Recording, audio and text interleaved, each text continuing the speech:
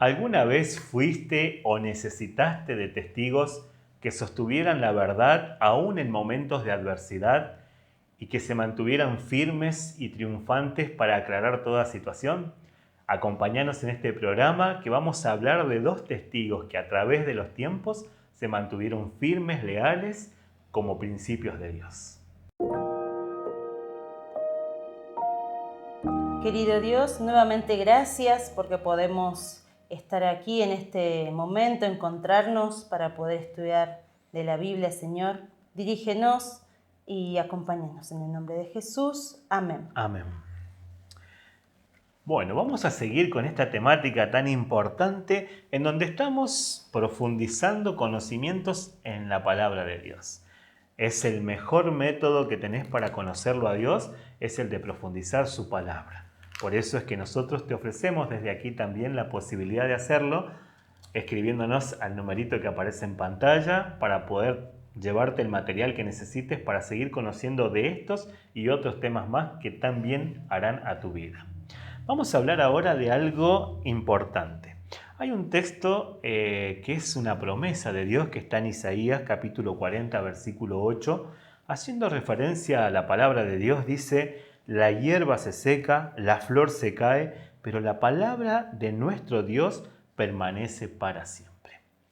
Volvemos a entrar en el contexto histórico, porque te cuento, querido amigo, que una de las formas de comprobar la veracidad de la palabra de Dios o el fiel cumplimiento de ella es la historia.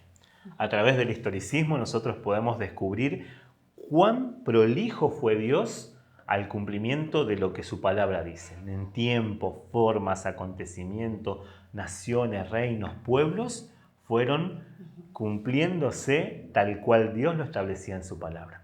Por eso a través de la historia es una de las grandes herramientas que tenemos para ver el cumplimiento fiel de las promesas de Dios, de las profecías específicamente. Darío, creo que, mencionabas el versículo, está bueno, ¿no? Esto de ver cómo se ha cumplido, seguramente ibas a esto, si no me adelanté, perdón. No, el hecho de que la palabra de Dios se mantuvo viva en el tiempo, aún con las diferentes trampas que el enemigo quiso poner, ¿no? Para que la Biblia fuera extinguida, para que la gente no la conozca, cómo Dios ha preservado su palabra a través del tiempo, a través de las personas, ¿verdad?, que han querido tenerla por alto, la han hecho como norma de su vida y que, la han predicado a una costa de su vida también. Exactamente, como decía Gise, la palabra de Dios sufrió a través de la historia, a través de los tiempos, sufrió cosas crueles, por así decirlo. Dice que fue despedazada, cuestionada, descartada, encarcelada en monasterios, fue quemada en las plazas públicas, y a pesar de todo, esta promesa se fue cumpliendo y la palabra de Dios fue estando vigente siempre, ¿sí? Y me gusta, hay una cita en Apocalipsis 11, en los primeros versículos, que habla acerca de dos testigos, ¿sí? Dos testigos que dice que predicarían en tiempos adversos. Acá habla de saco, cilicio, que son palabras que se usaban en la antigüedad para definir tiempos de adversidad, de angustia, de dolor, de luto, ¿sí? Y lo compara con una profecía de Zacarías en el capítulo 4. Zacarías en una visión ve a dos olivos y dos candelabros. Y nos preguntamos qué relación tienen estas cosas, ¿no? Dos olivos, dos candelabros. En la antigüedad, y no hasta hace mucho tiempo, los candelabros, las lámparas, se alimentaban de aceite. ¿De dónde provenía el aceite? De los olivos. Esta profecía hablaba de una relación muy estrecha entre los dos olivos y los dos candelabros.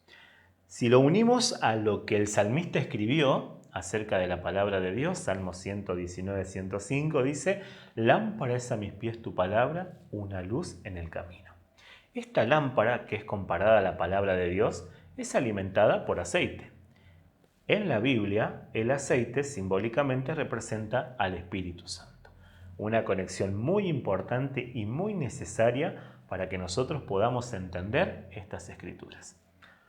A lo largo de estudiar y conocer del tema, llegamos al punto de que estos dos testigos que menciona tanto Zacarías, que menciona Apocalipsis, son la misma palabra de Dios dividida en dos partes, el Antiguo Testamento y el Nuevo Testamento. Hay algo, dice, que se escucha mucho hoy en la actualidad con respecto a esto de los testamentos. Hay personas que sostienen que el Antiguo Testamento era de la antigüedad y que ya no es útil en este tiempo. Y hay otras fuentes que dicen que el Nuevo Testamento no es inspirado por Dios, que no es útil para nuestra vida y que no es importante que lo estudiemos. ¿Será tan así? Y mira, mientras hacías esa pregunta pensaba en esto que vimos en otras lecciones atrás acerca de que la venida de Jesús es como un hilo conductor que trasciende toda la Biblia. Si uno se pone a leer, a investigar, a poder escudriñar, ¿no?, la Biblia, de principio a fin, desde el Génesis hasta el Apocalipsis, todo nos habla de Jesús, todo por ende es válido, ¿sí? O sea, todo es importante. Muchas cosas del Nuevo Testamento las podemos aclarar con el Antiguo Testamento, ¿sí? Y viceversa también. Entonces, es un conjunto, ¿no? Por ende, no deberíamos descartar una sin la otra. Viene a mi mente el ejemplo de los mandamientos. Si por ahí decimos, descartamos el Antiguo Testamento y me quedo con el Nuevo, estoy descartando algo muy fundamental. Y bueno, los mandamientos, la creación, entre tantas otras cosas más, ¿no?, que podríamos descartar si descartamos, por ejemplo, el Antiguo Testamento. Exactamente, ¿no? Y ya lo decía el gran apóstol San Pablo, toda la Escritura es inspirada por Dios y es útil para nuestra vida a través de la enseñanza, la corrección, la preparación que da toda la Escritura. Pero lo que llama la atención es que toda la Escritura es inspirada por Dios. No dice el Antiguo Testamento solo fue inspirado por Dios o el Nuevo solo fue inspirado por Dios. Por eso es importante para nuestra vida espiritual, para tener claridad, mayor conocimiento y también para ver de qué manera Dios a través de la historia, desde los principios, viene ayudando, cuidando, sosteniendo a su pueblo. Es importante darle lugar a estos dos segmentos de la Biblia, tanto el Antiguo como en el Nuevo Testamento.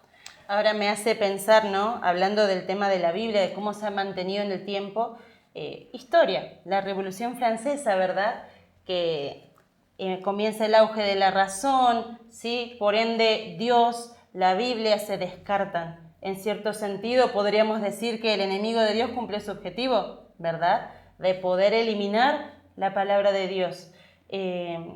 Y nada, uno puede después ver cómo resurge, ¿no?, el tema del cristianismo, la búsqueda de Dios también. Entonces, para mí es un claro ejemplo de cómo Dios ha preservado su palabra y se cumple el versículo que también leías al principio, ¿no? La palabra de Dios permanece para siempre. Exactamente. Y sabes, querido amigo, no dudamos de que Dios tiene el poder para sostener Él mismo su propia palabra y que ella no muera, no caiga, como muchas veces quisieron hacer los hombres a través de la historia, pero Dios necesitó y usó a personas para que mantuvieran en vigencia esta promesa. Y en ese tiempo surgieron, como venimos hablando de un tiempito atrás, grandes reformadores, grandes hombres y mujeres que por fe abrazaron esas verdades y aún en toda la adversidad, vos citaste la Revolución Francesa, en ese tiempo se decretaron leyes, leyes que abolieron de alguna manera el uso de la palabra de Dios, cerraron las iglesias en ese tiempo.